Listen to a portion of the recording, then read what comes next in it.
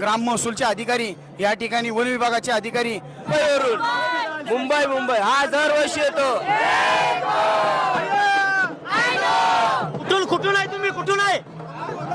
कोल्हापूर. अरे वा, येळकोट. यात्रेला आलाय तुम्ही? कुलदैवत आहे तुमचं? प्रत्येक वर्षी येता? कुठल्या चॅनलला दिसणार? Helping nature Vikrama.